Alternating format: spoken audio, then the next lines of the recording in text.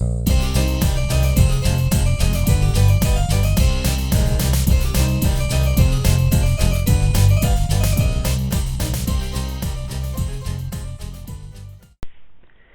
Tiny Piece of an Inferno, the Saginaw, Michigan fire of May 20th, 1893.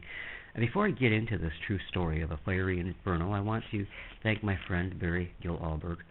Whilst I did get out this past spring and summer, I cannot hunt for artifacts and relics the way I used to. Just about everything I do causes a great deal of pain. But Gil gets out a lot and has made some significant finds, many of which I've made into videos here on my channel. Many of his finds have found a home here with me. In a way, his work has been a tremendous help to me, so this short video is dedicated to my friend Barry Gil Alburg and to his best little friend, Freddie. I can only believe that the morning and early afternoon of May 20th, 1893 began much as any other day here in Saginaw, Michigan. I doubt that anyone had an inkling of the horror that was about to strike. Children were off to school, mothers and wives were caring for their homes and perhaps making preparations for the family dinner that evening. This was the Victorian era, and many of the homes and businesses reflected that era of elegance.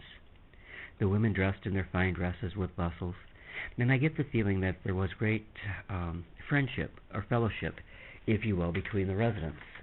Of course, it wasn't idyllic, but it was a lot closer to being so than the world that we live in today.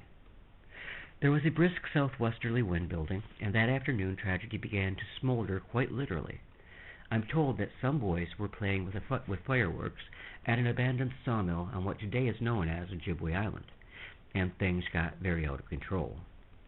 Sometime in the afternoon on May 20th, and it began in the abandoned sawmill I told you of on Ojibwe Island, the breeze from the southwest increased to a strong wind, which quickly spread the fire to the east bank of the Saginaw River and into the residential district.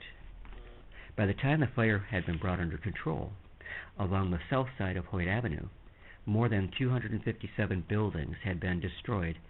On that dreadful morning after the fire, the view of the south, or to the south, from the intersection of Hoyt and South Jefferson Avenues was that of near total destruction. Within the burned area, the only major building to have survived was St. Mary's Hospital.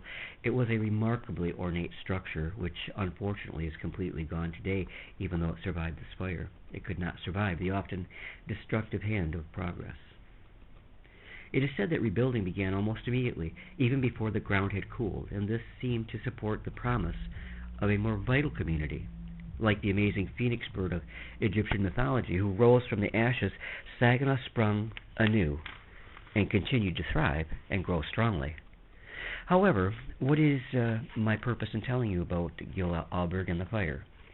It is because he made what to me is an awesome relic find, a reminder of that conflagration. On the site of the old mill, which gave rise to the fire, Gil was walking with his dog Freddie, and in a bare spot on the ground was a badly burned coin, of which you are seeing right now. It is, in fact, burned so badly you cannot make out what type of coin it is. Oh, it could probably be cleaned, but a relic of that horrendous fire, we both agree, should be left just as he found it. So this little coin represents a tremendous amount of history for the city of Saginaw. Gil found it this past November 1st, and today, December 2nd, the coin is a part of my collections that I hope one day, when I pass, my son David will make sure goes to the Castle Museum here in Saginaw. I have one last item to relate to you, though it is not directly a part of this find. When Gil found the coin, he was walking Freddie, his dog. Never have I seen a kinder dog than Freddie. He is so tender, I honestly believe he would not even hurt a pesky flea. If the city of Saginaw ever decided to appoint a mascot, Freddie and my black cat Charlie would be in the lead neck and neck. Well, thanks for stopping by, and whilst you are here, why not subscribe so you won't miss any of the great new programs here on the Dennis Morrison channel. You have a great evening, and God bless.